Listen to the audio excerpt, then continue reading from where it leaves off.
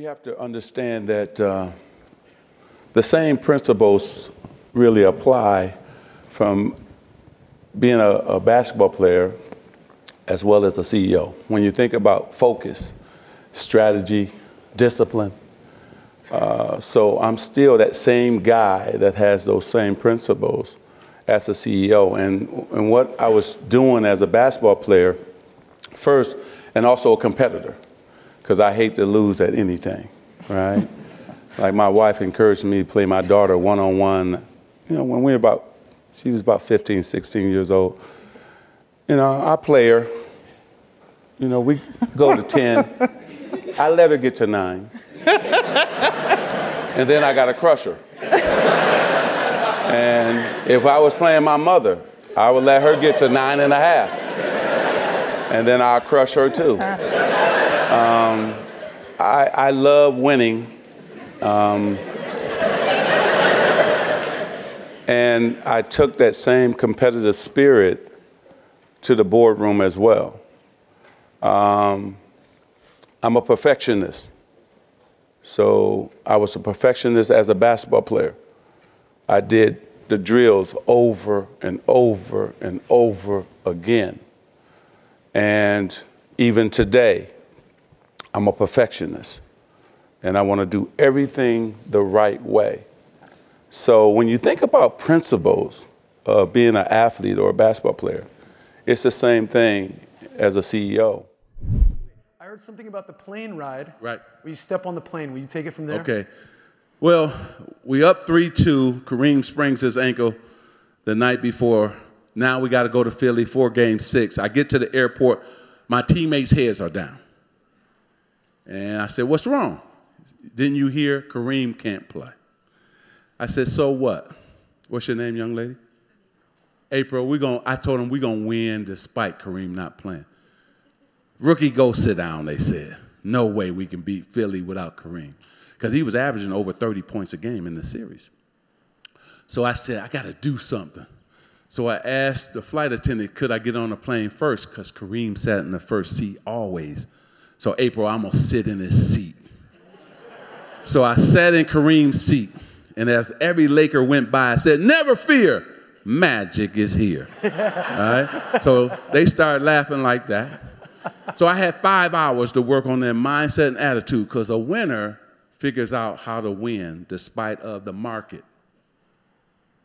If you lose a big contract, you're going to come back and get another big contract. You're sitting here for a reason at this conference. See? This is important. So I knew that if I didn't work on them for 5 hours going to Philly, we were going to get blown out. So I did. I kept telling them, we're going to win this game. We're going to win this game. This is how we're going to win this game. Sure enough, the next day, April, we blew them out in Philly.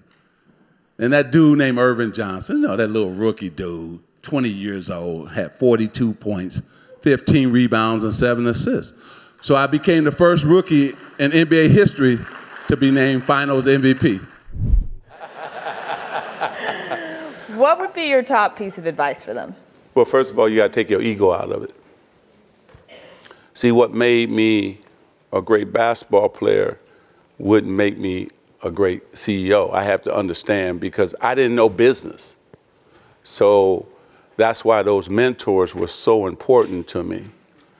And then somebody finally is going to say no to you.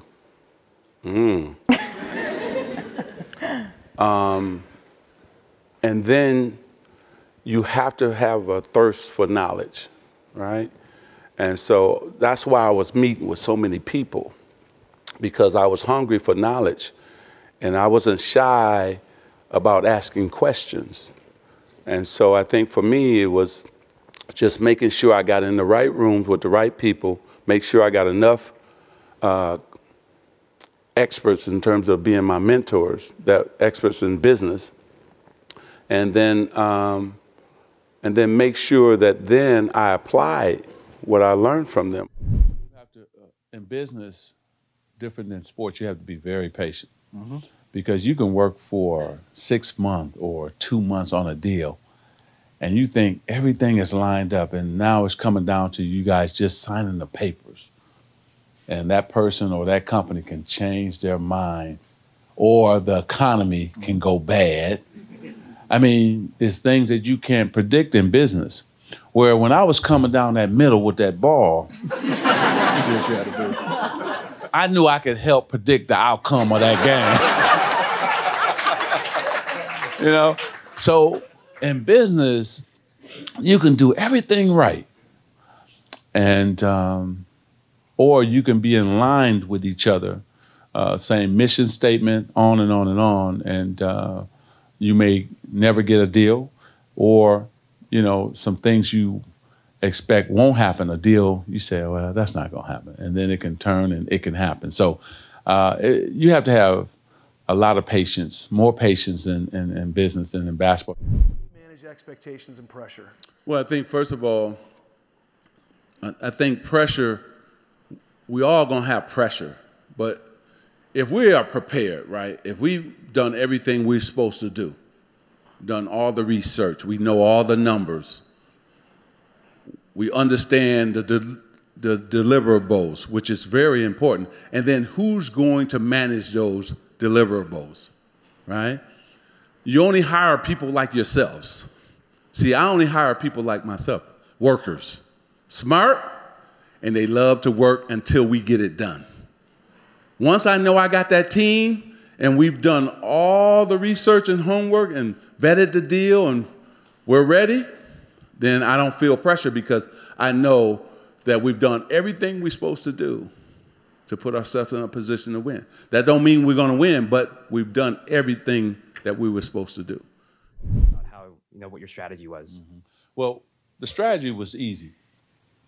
When you think about urban America, there was no new money, no new investments in our community.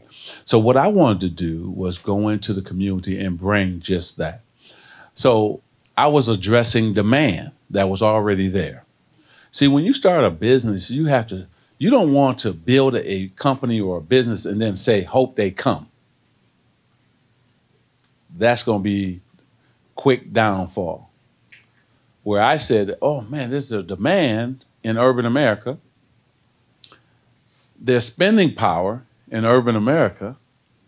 So if I build it, they will already come. I didn't have to sell them on it.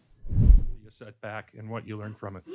Well, I think that for me, and if it's in business, it was really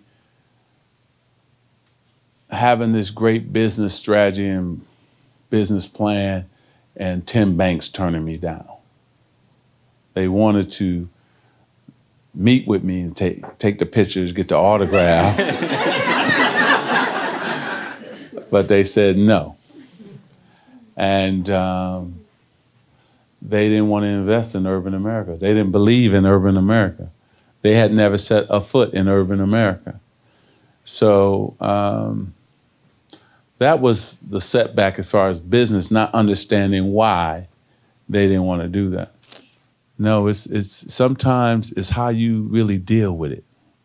See, all of us gonna have to deal with something that's tough, whether it's a disease or ailment, or not just for you, it might be your family member. So it's how you deal with it is important. And so I always meet things head on, you know? And so that's the only thing I know, is just to meet things head on and take them and deal with them and keep rolling.